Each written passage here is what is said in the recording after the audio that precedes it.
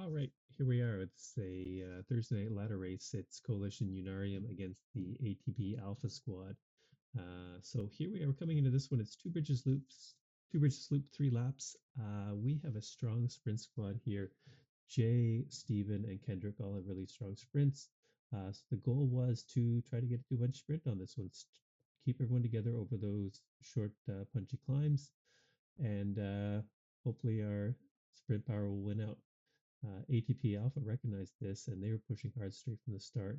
Throughout the race, Rob Reed and Robert MacArthur were really stretching things out, trying to get us tired, going over the top, and trying to get off solo. So the goal for me and Jay as well was to make sure we mark any of these attacks.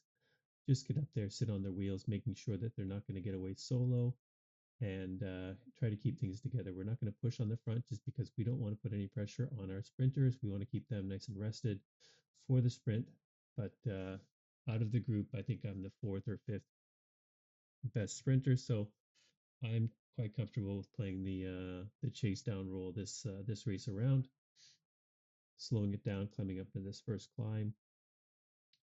Here, no one's pushing too hard. I think it's too far out, but I think ATP Alpha, they really want to put pressure on us. Tired the sprinters. I had saved my feather power up from the lap banner just to make sure that I had it for this steep corner here, make sure that I'd be able to stick on the front with anyone who's up there. I don't want to go to the front, but I just want to basically be stuck to the second wheel of whoever's pushing over the top.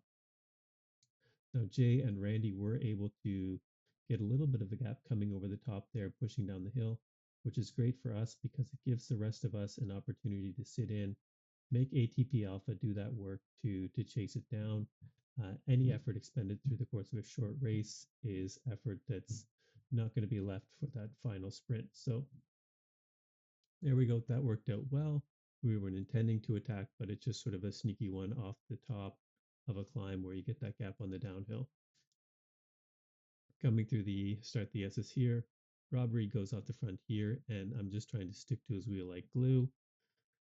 We see on the first climb, and we start to see throughout the course of the race that Barker is having some problems off the back, but they continue to push off the front. I don't think they're too concerned about whether or not they drop him. So here, MacArthur had gone off the front. There was kind of a 1-2 strategy where Rob Reed would go up, and then Robert MacArthur would come through and push. So Jay went with him. We knew that it wasn't going to stick too much. Jay was just sitting on his wheel. So we get back together here through the villas. Rob Reed goes off the front. It's the 1-2 throughout the race. But again, Jay and I did a great job in marking those attacks, making sure none of them stuck, and that we weren't going to let them burn our sprinters off of the back. And now we see Barker's gapped. Michael's gapped a little bit, but throughout the race, Michael would get gapped and then he would just surge and get back on. So this climb, I accidentally got to the front. I didn't mean to, but again, settling into a nice pace. I don't want to push too hard, but I will mark any attacks that they do make. And we see this is where Barker starts to get in more trouble. And so Randy goes out the front a little bit here. He gets a gap similar to the first lap, and it allows us to do the same thing. Make ATP Alpha work, and then we can sit in and recover.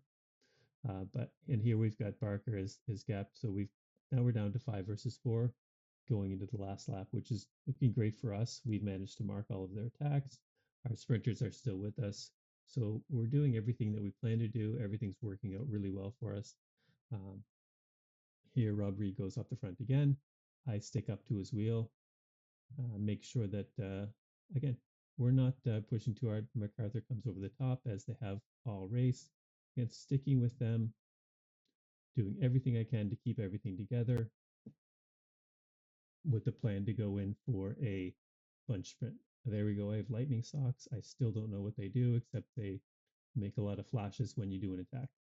If anyone else can let me know in the comments what they will mean for me, that would be great. Here again, Rob Reed pushing hard through the S's, but I'm able to get close to him, over through the S's, Jay actually let us know that he was having really bad calf cramps. And so that was a sort of strike one in our bad luck. And then you'll see in a second here, Steven goes to 0 in his hour.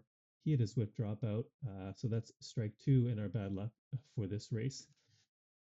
Luckily, Jay was able to pedal through the cramp. Still a lot of pain, but still working through to help keep the race together. But now we're in a position where back to 4 versus 4. But still, Kendrick's feeling great. He's doing well over the climbs. He's not feeling gassed. He's feeling really confident coming into this last hill and sprint. So I'm going to slow it down for both the climb and just through to the finish on the downhill. As per usual, Rob Reed's at the front, pushing hard. Michael comes up and pushes as well, uses feather, but then as we get to the steep part and over the top, we see Rob Reed and Michael actually get gapped off the back.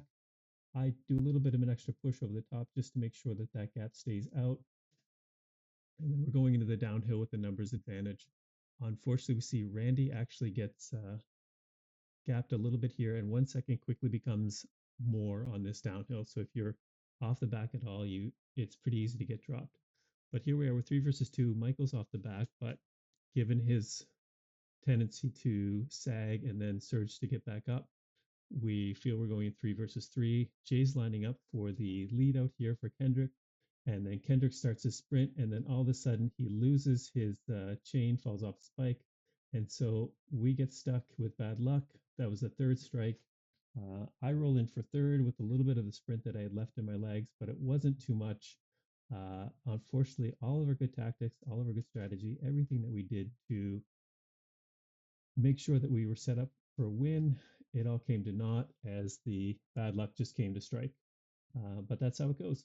Thanks a lot for watching. I'll see you again next time.